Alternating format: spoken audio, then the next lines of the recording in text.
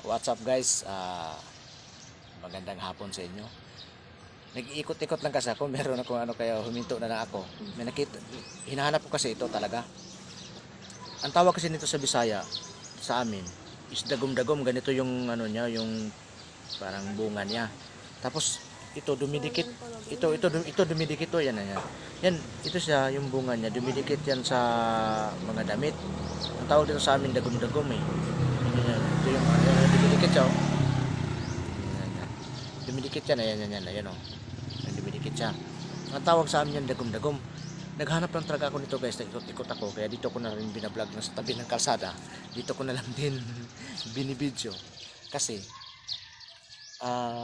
mag-iikot ko, meron pa kong hanapin din ng gamot eh.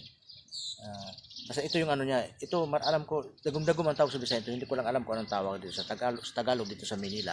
Pero ganito yan siya, ganito yan. Ito siya, mabisang gamot ito sa halimbawa malabo yung mata. Katulad sa akin, malabo yung mata ko dahil doon sa blood sugar ko. Ito ang ginagamot ko para papalinaw to ng mata guys, napakabisa nito. Yung mga malalabo yung mga paningin, lalo sa may mga edad na. Ito ang gagawin ninyo, lalagain ninyo. Ang gagawin ninyo dito, kumuha kayo kasama yung ugat ha, ito to. Pag kumuha kayo nito kasama yung ugat, itong halama, itong damo nito. Basta ito yung bunga niya, ayan yung bunga niya, yung ganyan. Ganyan yung bunga niya guys. Marami lang to sa paligid makikita nyo. Tapos pag ito siya, dumidikit yan sa mga damit. Yan, no? Yan, dumidikit yan siya. Dagom-dagom tawag sa Bisaya. So ang gagawin to, kaya tandaan nyo yung bulak ha. Tandaan yung niya, yan. Tandaan nyo. Yan, makita nyo yan. Yan yung bulak niya. Kukunin ninyo kasama yung ugat niya.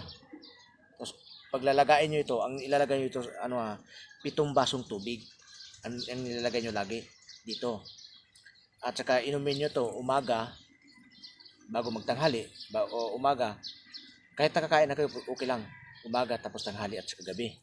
3 beses ito iinumin. Napakabisa nitong pampalinaw sa mata guys. Yung malalabo na ang mata, katulad sa akin lumabo dahil doon sa blood sugar ko na sobrang taas, ito ang iniinom ko. Yan. Hindi ko alam kasi kung anong tawag dito sa Tagalog nito eh. Basta ang tawag dito sa amin is dagom-dagom. Mabisa din itong gamot, ito. Yan itong parang bulak niya. Mabisa din itong gamot sa sumasakit yung ngipin. Halimbawa yung may butas yung ngipin niyo dito, may sira, may uod. Tanggalin niyo to, kunin niyo to, ito. At saka ipapasak niyo dito doon sa yung may butas, yung ngipin na may butas. Ipapasak ito doon. Napakabisa nito. Lumalabas ang uod dito, mawala yung sakit ng ngipin niyo. Maraming gamot ito guys eh. Tandaan niyo yung mukha ng dagom-dagom na ito. Hindi ko lang alam kung ano sa Tagalog. Basta yan yung bulak niya, ito yung niya, dumidikit yan. Ito. Yan. Dumidikit yan sa yan. Ko dito sa yan. Ayan dumidikit oh. Ayan, dumidikit yan siya. Yan, tinatawag na dagom-dagom. Dagom-dagom sa Bisaya, sa Mindanao. Hindi ko lang alam kung anong tawag dito sa Tagalog. Kaya tandaan niyo ganito yung dahon niya guys, yung dahon niya. Ayan yung dahon niya. Makita kayo ng ganito, yan. Makita kayo ng ganyan, lalo yung bulak niya, makita niyo yung bulak. At saka yung bulak niya, yung bunga niya, makikita niyo, yan. Yan, mabisang gamot sa malabo ang mata. Yan yung mga dahon niya. Ito yung puno niya. Yan yung puno. Yan yung ugat ha. Ito yung niya eh. Basta tandaan niyo yung marami dyan makita, yan.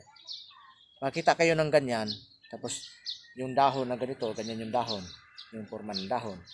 At saka yung pag ganyan, yung dumidikit yung niya, dumidikit yung parang dagom niya, yung tatawag ng dagom-dagom, yung ng bunga niya. Ito yung halaman nito. Napakabisa nito sa mga malabo ang mata. Lalo sa may edad na tayo. Kailangan natin to guys. Halimbawa pag sumasakit ang ngipin, kukunin niyo yung bunga niya. Yung tubungan yan, yung dilaw nito. Kukunin nyo to, ipasak nyo doon sa kung saan yung may sira ng ngipin niyo, ipapasak rin nyo. So, yun lang guys, ito lang ipapakita ko sa inyo ngayon. Nag-iikot dito lang ako sa tabi ng kalsada, dito ko lang sa binablog, dito ko lang sa binibidyo. Kasi malalanta baka mamaya pa ako uwi sa bahay kasi nga meron pa akong hanapin din na gamot na i-share ko rin sa inyo. So, maraming salamat guys at hanggang dito na lang yung video natin. Thank you po.